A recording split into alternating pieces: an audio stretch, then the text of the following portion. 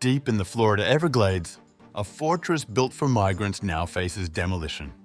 Branded Alligator Alcatraz, the detention camp was hailed as DeSantis' crown jewel and Trump's answer to immigration chaos. But a federal judge has dropped the hammer, ruling the project illegal, dangerous, and devastating to the Everglades. 60 days to clear it, 60 days to tear it down.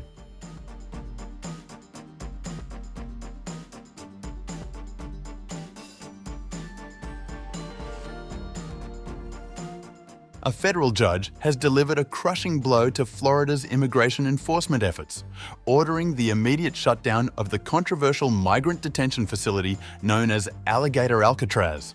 U.S. District Judge Kathleen Williams ruled that both state and federal governments violated environmental laws when they constructed the facility deep in the Florida Everglades without conducting required environmental reviews.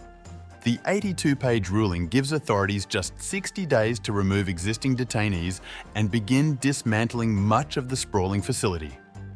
Judge Williams also prohibited any new construction at the site and banned the transfer of additional immigrants to what has become the nation's first state-run facility for federal immigration detainees. Plaintiffs have provided extensive evidence supporting their claims of significant ongoing and likely future environmental harms from the project. By contrast, while the defendants repeatedly espoused the importance of immigration enforcement, they offered little to no evidence why this detention camp in this particular location is uniquely suited and critical to that mission. The decision represents a significant legal setback for Governor DeSantis, who has positioned Florida as particularly aggressive on immigration enforcement. The Republican governor had boasted that the facility could house up to 5,000 detainees and would have zero environmental impacts. Judge Williams found that the Trump administration and Florida officials had violated the National Environmental Policy Act by failing to conduct an environmental review before construction.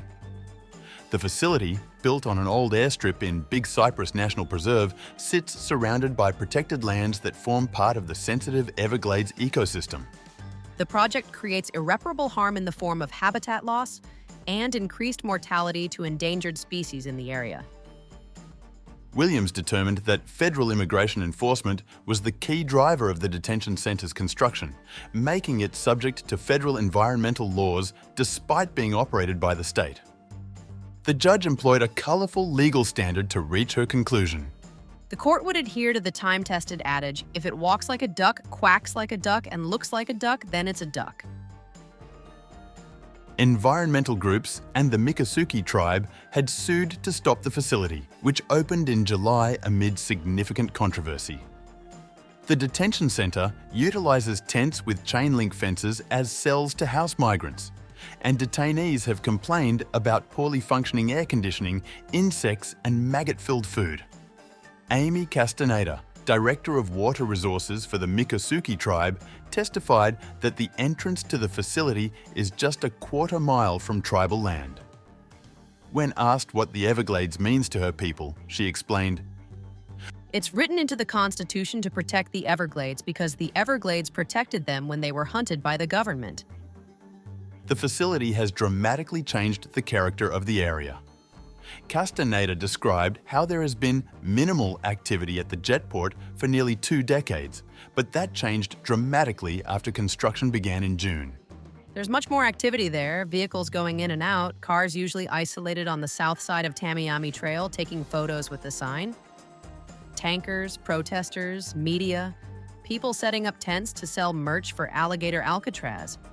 Just different levels.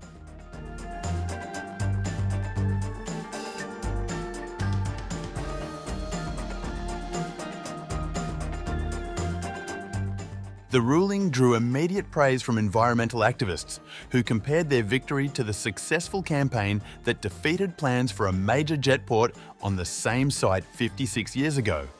A landmark victory for the Everglades and countless Americans who believe this imperiled wilderness should be protected, not exploited. It sends a clear message that environmental laws must be respected by leaders at the highest levels of our government, and there are consequences for ignoring them. Paul Schweep, Council for Friends of the Everglades, and the Center for Biological Diversity emphasized the scope of environmental damage.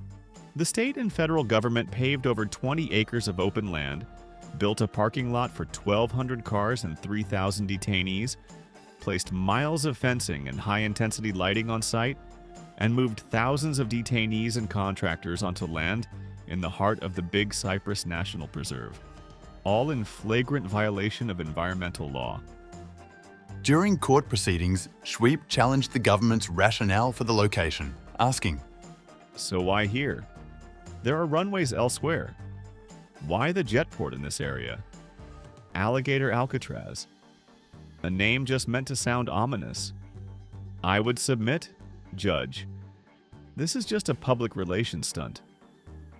Judge Williams acknowledged the government's interest in immigration enforcement, but noted why building a detention center in the Everglades was necessary.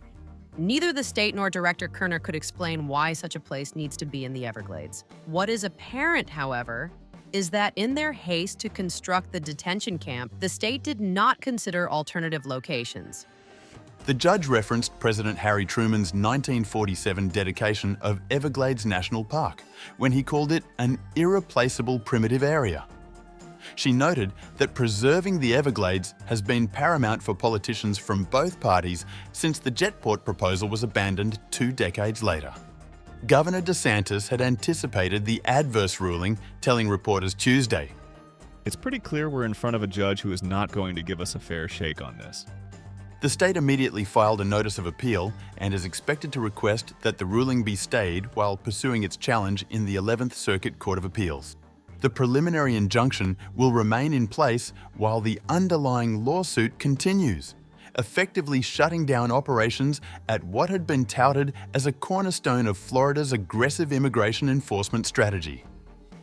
The ruling represents one of the most high-profile uses of environmental law to challenge the Trump administration's immigration policies, demonstrating that even the most politically charged initiatives must comply with long-standing environmental protections.